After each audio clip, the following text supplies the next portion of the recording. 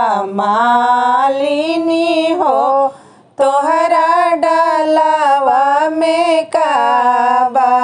मालिनी हो तोहरा डालावा में काबा। हमारा ही डालावा में कौन दुल्हा के मौरी बा, कौन दुल्हा के मोहरा बा।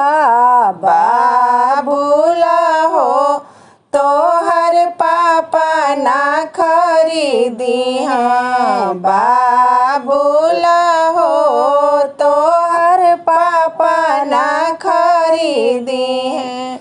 मालिनी हो तोहरा डालावा में काबा। मालिनी हो तोहरा डालावा में काबा। हमारा है पापा बड़ी संघरे जावा, बड़ी धन से ठावा।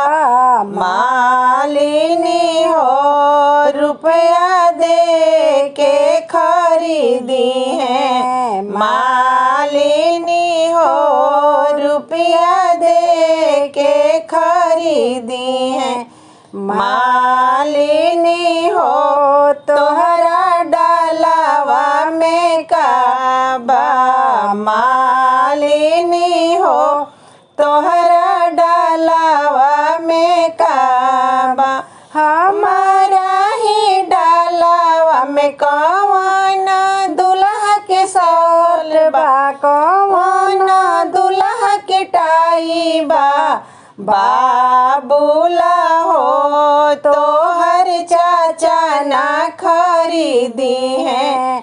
बाबूला हो तोहर चौफा ना खरीदी हैं।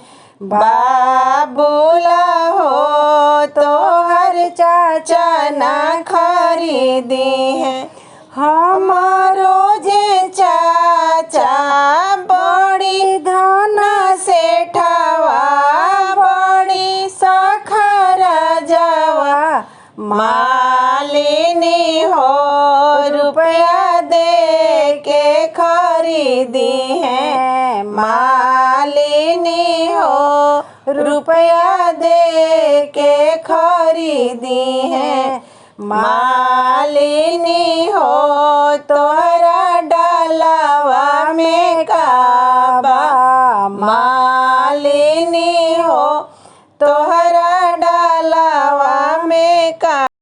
हमारा ही डालावा में कौन दुल्हा के पैंट बा, कौन दुल्हा के बेल्ट बा। बाबूला हो तोहर भैया ना खरीदी हैं। बाबूला हो तोहर भैया ना खरीदी हैं। मालिनी हो तोहरा डालावा में काबा। मालिनी हो तोहरा डालावा में काबा। हमारा ही डैया बड़ी धन से ठावा, बड़ी सखर जावा। मालिनी हो रुपया दे के खरीदी है। मालिनी हो रुपया दे के खरीदी है। मालिनी हो तोहरा डालावा में काबा। मालिनी हो तोहरा डालावा में काबा। हमारा ही डालावा में कौन दुल्हा के मौज बा, कौन दुल्हा के मौजा बा। बाबूला हो तोहर जीजा ना खरीदी हैं। बाबूला हो तोहर जीजा ना खरीदी हैं। हमारो जे जीजा बड़ी सखरा जावा बड़ी धन सेठवा मालिनी हो रुपया दे के खरीदी है मालिनी हो रुपया दे के खरीदी है मालिनी हो तो